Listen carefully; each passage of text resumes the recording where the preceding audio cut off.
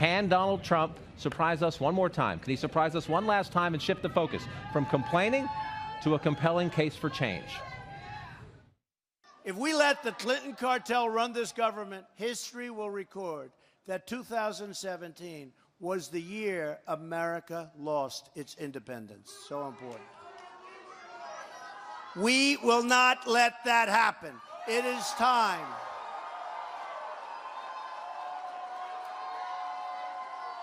It is time to drain the swamp in Washington, D.C.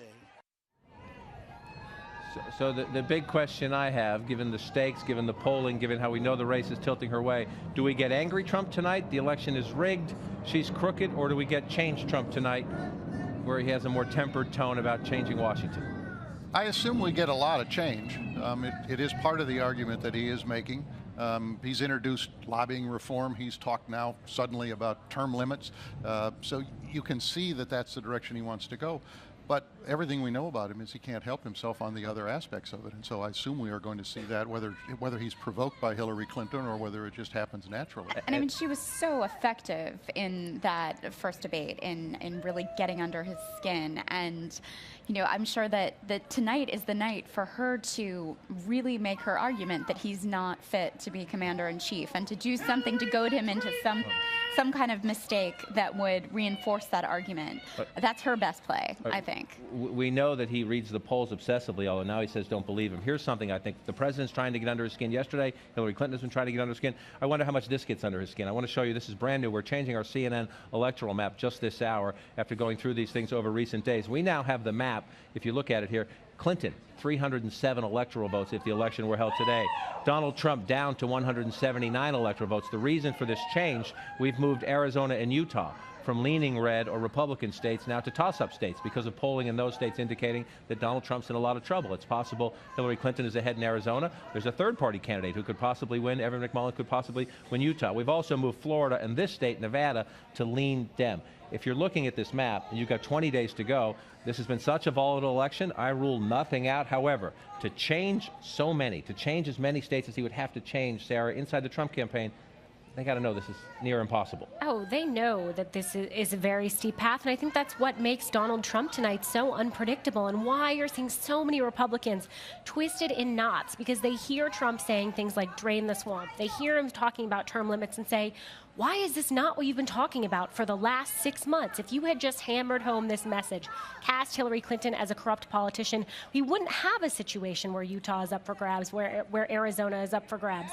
Now, a number of Republicans are still very, very skeptical that Arizona could actually go for Hillary Clinton or that Donald Trump could lose Utah, because there are a lot of entrenched Republicans there. But there's nothing on that map that's going to make the Trump campaign feel good today. Right, if you go through this map, she's up 9 points nationally right now. If you average out all the national polls, she's up 9 points. That's unheard of in the last 15 or 20 years of American politics. We've been so polarized. The Romney-Obama race on the day of the last debate was tied. Yeah. Tied. I mean, and Romney thought he was going to win it. Right. No, this is telling. I would put less attention on Utah and focus in a little more, I think, on Arizona. Things seem to really be breaking in her direction, but it's untested down there. So, you know, we'll see whether or not she really holds on to that. And so a big theme of Donald Trump in this past week, he's done this before, but he's been especially focusing on this rigged election. And there are Republicans, from Republican secretaries of state to Republican governors to Republicans in the Congress, saying, no, doesn't happen. There's no evidence in our lifetime of widespread electoral fraud. But Donald Trump says they're all wrong. They even want to try and rig the election at the polling booths, where so many cities are corrupt and voter fraud is all too common. Take a look at St. Louis. Take a look at Philadelphia. Take a look at Chicago. And then I have even the Republicans saying, oh, this is a wonderful... Look, if nothing else, people are going to be watching on November 8th. Now, a lot of Republicans view this as reckless and irresponsible, not just Democrats. A lot of Republicans view it as reckless and irresponsible. What is the end game here? Is this to depress turnout, to get people to say, I don't want to be part of this? Or is this, from the cheerleader of the birther movement, an effort to delegitimize the winner? I think it's a combination of both, although I'm agnostic on whether it's to depress turnout or simply to try to bring out voters who would be natural Trump supporters, who have been on the sidelines in past elections. I mean, what he really needs at this point, because he is not doing anything to expand into other areas of the electorate, he needs people who would be for him who don't generally vote. So he's trying to stir that up and create that kind of energy to bring out, in a sense, a hidden vote. Right. Yeah, the secret army of Trump voters that hasn't been turning out in all these past elections. And I think that's why we have seen him over and over again using that it's really coded language, what he was using right there. And that would fire people up, get them out, make them believe that this is an election that is not too hard a hill for him to climb. And I do think it is worth pointing out that there are a number of new Republicans that have registered in Ohio. There are a number of new Republicans who have registered in Pennsylvania.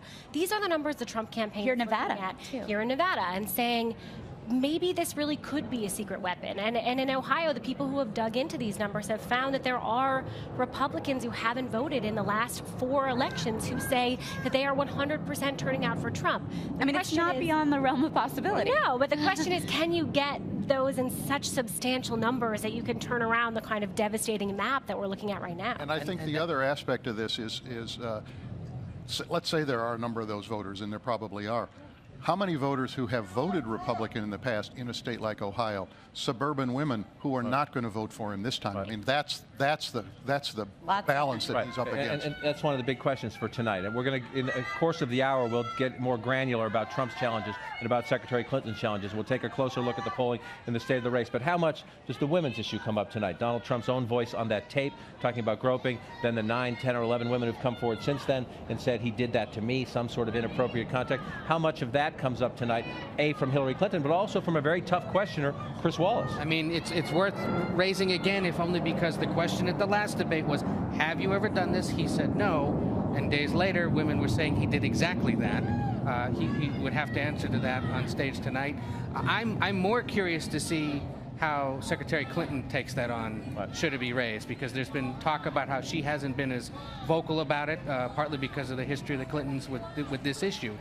But does she perhaps use this now as a moment to really try to put him away by raising it on behalf of... It doesn't feel like she needs to. I mean, she's just allowed this issue to breathe, these allegations to be thrown out there and discussed, and everyone is talking about it in America. There's nothing that Hillary Clinton needs to say about it to make her case. I suspect Chris Wallace will try to draw her out on these issues. We'll see what she wants to say. It's a fascinating question, though, for her. If you come in with this big lead, do you play it safe?